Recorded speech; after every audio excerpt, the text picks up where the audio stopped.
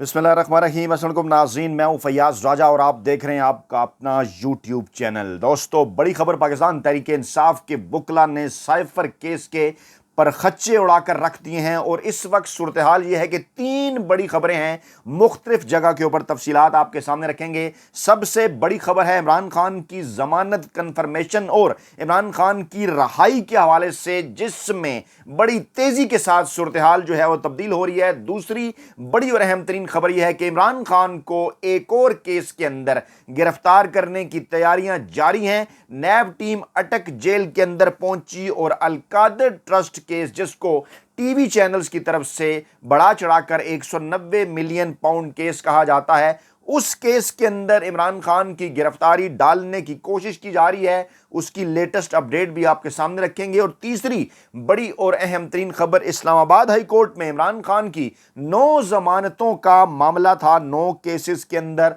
और अब अपडेट्स ये हैं कि इस्लामाबाद हाई कोर्ट ने इमरान खान को अबूरी रिलीफ देने की दरखास्त मुस्तरद कर दी है। चहमगोइयां हैं इस वक्त इस्लामाबाद अफवाहों की जद में है कि रिहाई के बावजूद क्या इमरान खान बनी गाला या जमान पार्क पहुंच जाएंगे या उन्हें रास्ते में ही दोबारा गिरफ्तार कर लिया जाएगा।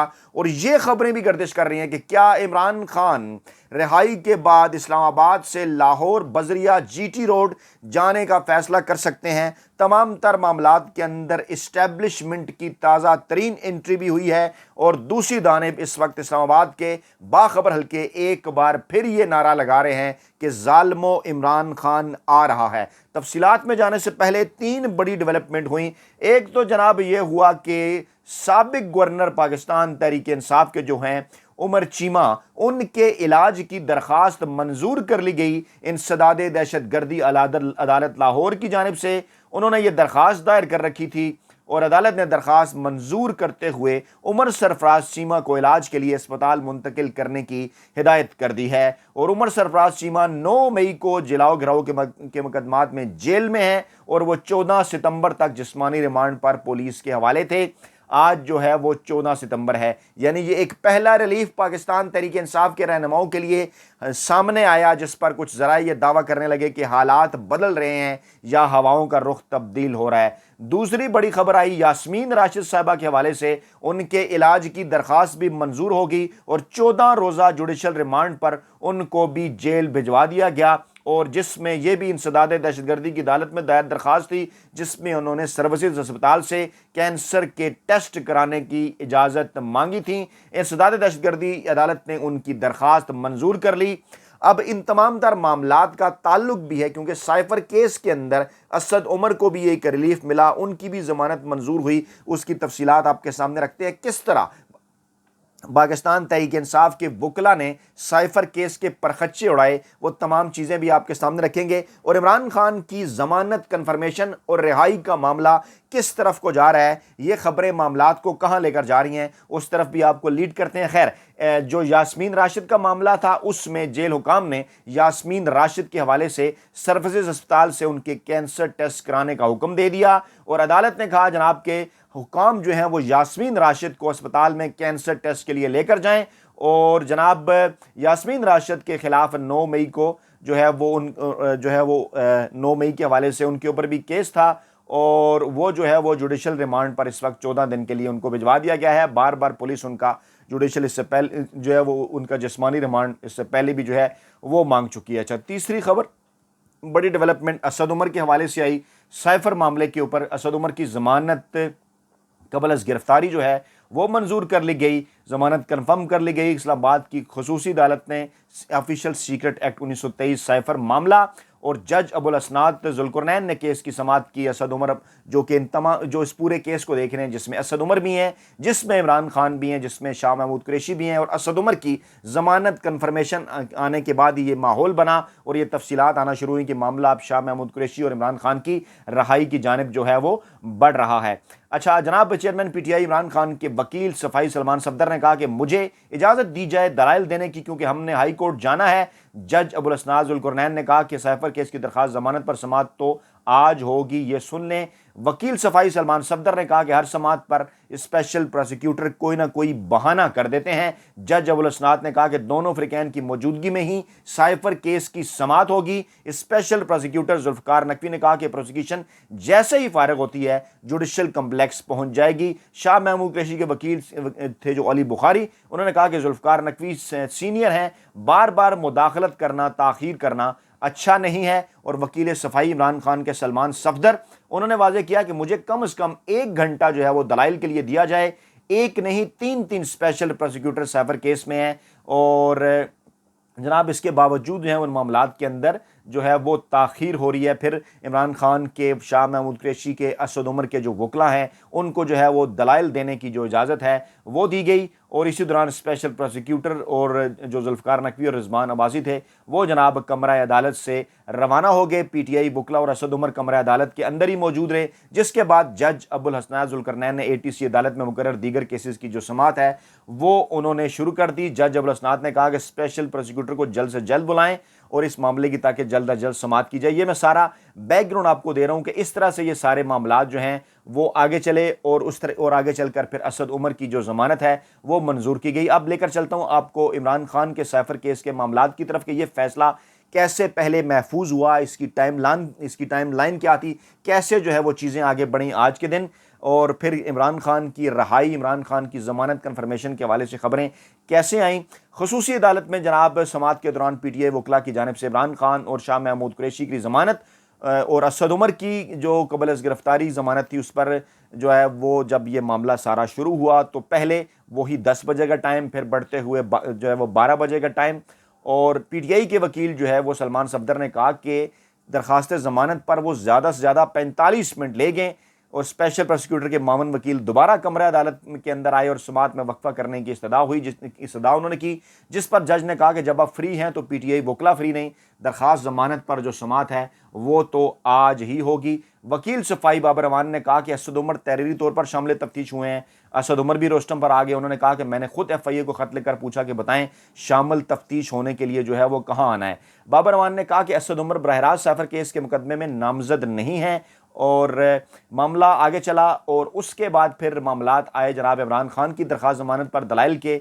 वकील सलमान सफदर ने दलाइल दिए। उन्होंने कहा कि साइफर केस का मदई वजारत दाखिला का अफसर है। अब ये बड़ा अहम तरीन नुकता है जहाँ पर इस सारे तमाम तर साइफर केस के मामले के परखच्चे जो हैं वो उड़ गए। वजारत दाखिला ने साइफर केस को हाईजैक किया, साइफर वाशिंगटन से भेजा गया जिसकी वसूली वजारत खारजा ने की। उन्होंने कहा कि तारीख में कभी किसी को इतना निशाना नहीं बनाया गया जितना चेयरमैन PTI को बनाया गया। चेयरमैन PTI मुहब्बे वतन है। उन्होंने बतौर वज़ीर-ए-आज़म मुल्क की खुद मुख्तारी का सोचा। उनके खिलाफ 180 से ज़ायद केसेस दर्ज किए गए। 140 से ज़ायद केसेस चेयरमैन PTI की गिरफ्तारी से कबल दर्ज किए गए, 40 सूद के बाद दर्ज किए गए। FIA ने झूठे मकासद और अथॉरिटी का गलत इस्तेमाल करते हुए साइफर केस का मुकदमा दर्ज किया। साइफर केस के मुकदमे में सबके नाम जल्दबाजी में नामजद किए गए। चेयरमैन PTI पर साइफर केस में ज़ाती मफादात लेने और कौमी सलामती को नुकसान पहुँचाने का इल्ज़ाम है। सवाल कुछ पैदा होते हैं इस अहम तरीन मामले के ऊपर के मुकदमे में आज़म खान का जिक्र भी है। क्या आज़म खान इस वक्त अदालत में है? क्या आज़म खान की कोई ज़मानत मंजूर हुई है? उनके मुतल्लिक तो ये खबरें हैं कि वो मुल्क से बाहर चले गए हैं। फिर उन्होंने कहा, वकील सलमान सफदर ने ज़बरदस्त दलाइल देते हुए परखच्चे उड़ाते हुए कि प्रोसिक्यूशन को साबित करना है कि साइफर केस से बैरून मुल्क ताकतें मजबूत हुई। उन्होंने कहा जनाब प्रोसिक्यूशन ने साबित ये भी करना है कि साइफर का असली और नकली वर्जन क्या था। उन्होंने साबित करना है कि PTI के जो चेयरमैन का मौक़िफ़ था इससे कौमी सलामती को क्या नुकसान हुआ। इल्ज़ाम लगाया गया कि चेयरमैन PTI ने जानबूझकर साइफर को अपनी तहवील में रखा। केस ये है कि साइफर गलत रखा और गलत इस्तेमाल किया। अब साइफर जो है अब ये साबित करना प्रोसिक्यूशन का काम है। उन्होंने ये भी साबित करना है कि साइफर केस से कैसे बैरूनी ताकतें मजबूत हुई या पाकिस्तान कमज़ोर हुआ।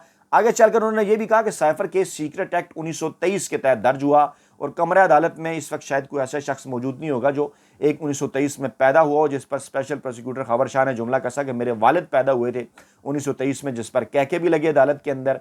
चेयरमैन PTI के वकील का कहना था कि जो तोशाखाना केस की कड़ी में फंस गए हैं उन्हें प्रोसिक्यूशन अंदर रखना चाहती है। 1.5 साल साइफर केस की तहकीकात हुई। मुकदमा तब बनाया जब चेयरमैन तोशाखाना केस में गिरफ्तार हुए। यानी क्योंकि तोशाखाना केस में गिरफ्तारी हो गई, फिर जब रिहाई की खबरें 28-29 अगस्त को आना शुरू हुई, फैसला भी आ गया इस्लामाबाद हाई कोर्ट से, तो फिर साइफर केस के अंदर गिरफ्तार कर लिया गया। मकसद क्या था? इमरान खान से खुफिया हाथ डील हासिल करना चाह रहे थे, दबाव उनके ऊपर बढ़ा के। और अभी भी यही खबरें आ रही हैं कि तोशाखाना में रिहाई हुई तो साइफर में गिरफ्तार कर लिया, अब साइफर की रिहाई और जमानत कन्फर्मेशन की खबरें चली, तो अब जनाब अली नैब की टीम उन्हें अलकादर टेस्ट जो केस है उसके अंदर जो है उन्हें गिरफ्तार करना चाहती है।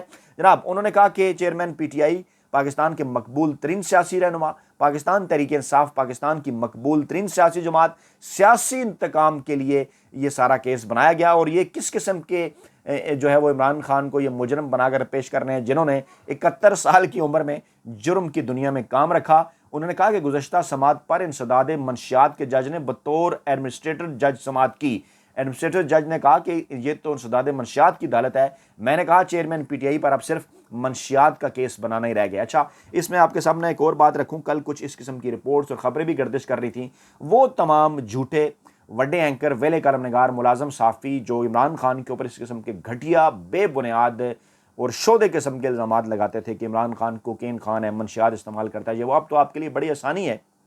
आप कोई शख्स इस तरह का कैसे रह सकता है? इमरान खान को तकरीबन 40 दिन तो हो गए हैं ना, तो आप जनाब वहाँ अपने कैमरे भी लगा रखे हैं, तो ज़रा आवाम को फुटेज बताएं कि किस वक्त इमरान खान ने वहाँ कोकीन या मंशियात का इस्तेमाल किया और क्या कर रहे हैं इमरान खान वहाँ। आपके लिए वीडियो बनाना, आपके लिए वीडियो रिलीज़ करना मुश्किल है। वीडियो सेंटर का मरियम नवाज़ का कारोबार भी है, आप भी उसके अंदर अलाइज हैं, तो जनाब आप ये काम कर सकते थे, लेकिन आपके पास क्योंकि है कुछ नहीं, इसलिए आप बड़े एंकरों वेले करम नगारों के हवाले से जो है ये सारा मामला करते हैं। अच्छा, अब इस वक्त जो ताज़ा तरीन इत्तलात हैं वो ये हैं जनाब के चेयरमैन पीटीआई इमरान खान और शाह महमूद कुरैशी की ज़मानतें जो हैं वो कर दी गई हैं मुस्तरद। जो लेटेस्ट डेवलपमेंट आई है और जो महफूज फ़ैसला है वो जनाब सुना दिया गया है, इसकी तफसीलात अभी आ रही हैं। और क्योंकि इस बात का अंदाज़ा था कि जनाब ख़बरें आएंगी, सारी चीज़ें चलेंगी भी, लेकिन इमरान खान को किसी और मामले के अंदर जो है वो फंसाने की कोशिश जो है वो की जाएगी। इस वक्त महफूज फ़ैसला आ चुका, इमरान खान की जो ज़मानत है वो जनाब मुस्तरद कर दी गई है।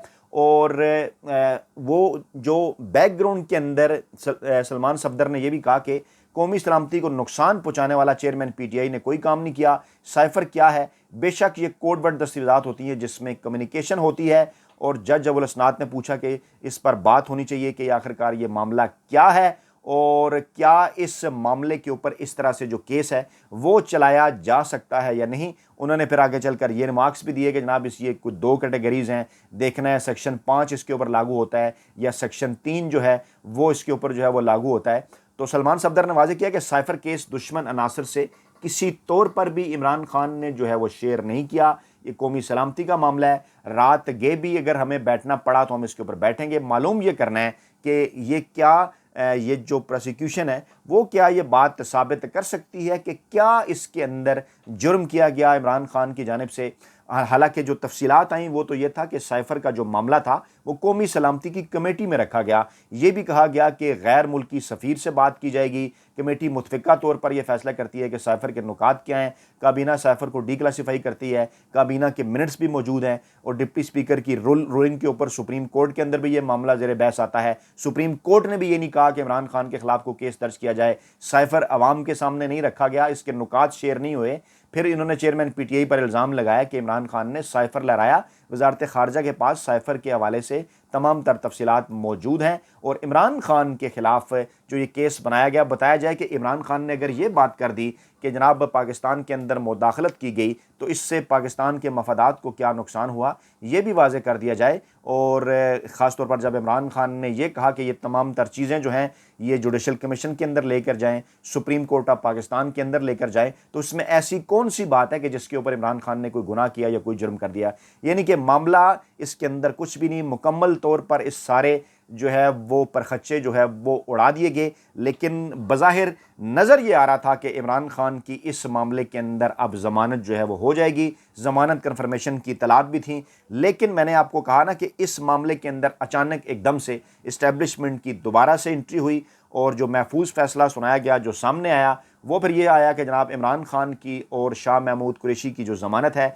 वो की जाती है मुस्तरद। इस हवाले से मज़ीद तफसीलात भी अभी आहिस्ता आहिस्ता जो हैं वो आ रही हैं, और ख़ास तौर पर इस मामले के ऊपर कि जब एक पूरा माहौल बन चुका था और इस किस्म की खबरें जो है वो सामने आना शुरू हो गई थी कि इमरान खान ज़मानत कन्फर्मेशन या रिहाई के बाद बाकायदा तौर पर जो है वो अवामी रैली की सूरत में जो है वो जा सकते हैं लाहौर GT रोड के ज़रिए। जब इस किस्म की खबरें भी आना शुरू हुई, जब माहौल भी इस किस्म का देखा कि जनाब बड़ी तादाद में पाकिस्तानी अवाम जो हैं वो इमरान खान का जो है वो इस्तकबाल करेंगे, और एक बार फिर जो है वो माफिया हैंडलर्स और सहूलतकारों को इस बात का अंदाज़ा हो गया, पता चल गया कि बड़ी तादाद में अवाम इमरान खान के साथ हैं। और इसी दौरान इमरान खान से मैंने आपको कहा कि मुमकिन डील भी हासिल करने की कोशिश जो है वो आखिरी तलाक तक की जाती रही। इमरान खान से जब किसी किस्म की कोई डील हासिल नहीं की जा सकी तो फिर वही हुआ जो कि पाकिस्तान के अंदर इससे पहले भी जो है वो होता आया है, और चेयरमैन PTI और शाह महमूद कुरैशी की जो दरख्वास्त ज़मानत है वो मुस्तरद कर दी गई। लेकिन इसके बावजूद, क्योंकि इससे पहले कल